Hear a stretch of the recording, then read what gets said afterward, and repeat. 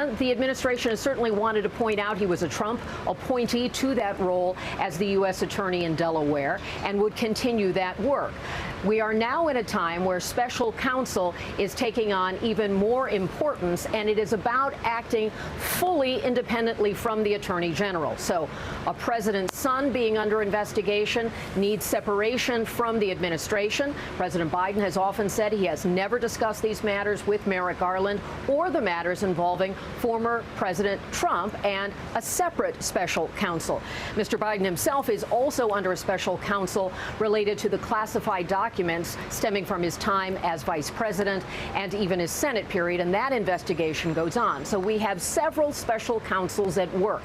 This can be seen in a political context where the pressure coming from House Republicans through their investigation on the House Oversight Committee has been pressuring every data point related to Hunter Biden, his foreign business dealings, and any relationship to his father at the time he was vice president and now as the sitting president.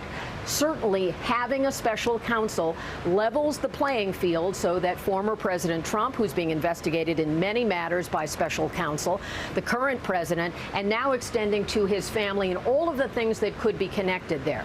Among the things that we don't know is how far beyond Hunter Biden, if at all, would this extend. When the plea deal you alluded to that fell apart in court, an astounding set of circumstances there appeared to be disagreement between Hunter Biden's counsel and the government about whether there was ongoing investigation. Often when a plea matter comes to court, the person who is the subject of that wants to end any further prosecution. That typically is what happens when a plea is reached. And as you pointed out, it was on misdemeanor tax charges and then a separate gun offense. And if Hunter Biden were to not have any additional trouble, that gun offense could, in a sense, be expunged. And there was an expectation there would not be jail time. All of that is on hold. And now, with this new designation, it's hard to see the distinction because Merrick Garland had said David Weiss had the full power and authority. So now David Weiss is operating in a separate lane. No need to contact the Department of Justice for his work. He is his own universe on this matter, and he retains the job he was originally appointed to as U.S. Attorney of Delaware. There will be legal implications, Lester. There will be enormous political implications. I've been anxious to get a reaction from the White House for you. I'm glancing at my phone. I don't yet have that. As soon as we do, we'll come right back to you. All right, and we'll ask you to stand by, Kelly. Thanks. Let's bring in NBC News investigative correspondent Tom Witter. Tom, help me understand how this broadens the investigation, what his now new purview would be as a special counsel.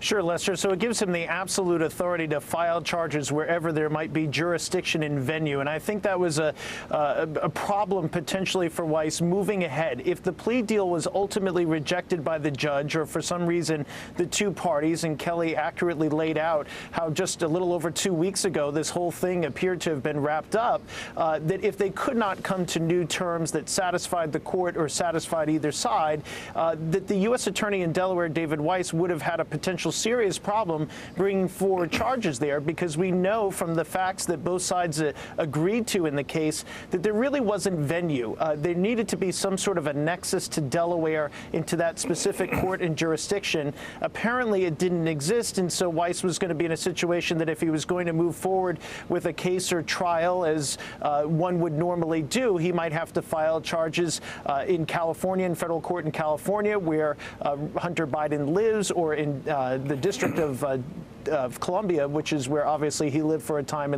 and spent some time there. So that was the situation that he faced.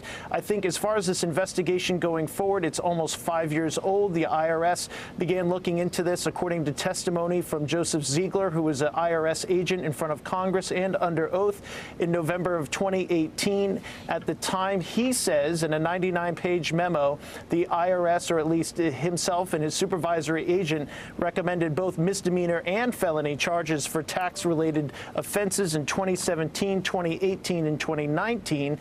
So it'll be interesting to see if, now that there's another crack at this for Weiss, and now that he's special counsel, if in fact the potential legal jeopardy for the president's son increases. That's the first thing. The second thing is, are there new revelations, new records, new things that have come up as Kelly pointed out, the intense congressional investigation that's been going on that has piqued Weiss's interest. Are there things that he hadn't seen before?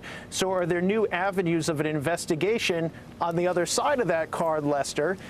Some of those things happened 5 or more years ago, and there's a statute of limitations concern that could potentially be coming up. So there's a number of thorny legal issues here that Weiss will have to face. As it's been pointed out, he was appointed by President Trump in February of 2018, so he's been on this for a while. He's been aware of this case for some time, and as we reported back this spring, the FBI had concluded its investigative efforts and was growing very frustrated that there hadn't been a resolution in this case. So now does the FBI and do the IRS go back to the drawing board?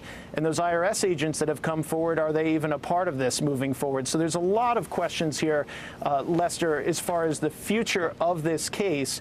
But it certainly seems that the idea of a plea agreement, which was so firm on the side of Hunter Biden and on the side of federal prosecutors, Weiss's own office just 2 weeks ago appears to have now just completely vanished. If they were going to go towards a deal, you would have to think that he would not have asked for special counsel authority. Yeah, Tom, let me ask you this. You talk about thorny issues. Republicans investigating in Congress have really been trying to make a linkage between illicit dealings by Hunter Biden and his father, President Biden. Would we expect, based on what we know right now, that that would now be on the plate of the special counsel?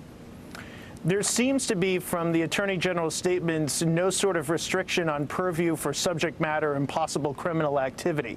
So I think that's going to be an interesting question, and I think that's why I kind of alluded to it, but can be more specific now. Are any of the bank records, anything that's come up, is that stuff that Weiss's prosecutors, the FBI and the IRS, have they already all seen that?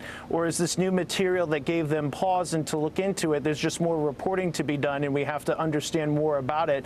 But there does not appear to be any restriction on the now special counsel, David Weiss, as far as what he can look into. Right. I didn't personally hear that in that hearing, in that statement. Tom, thanks. Let me bring in NBC News legal analyst Danny Savalas. So, Danny, here we had Hunter Biden had accepted the terms of a plea deal.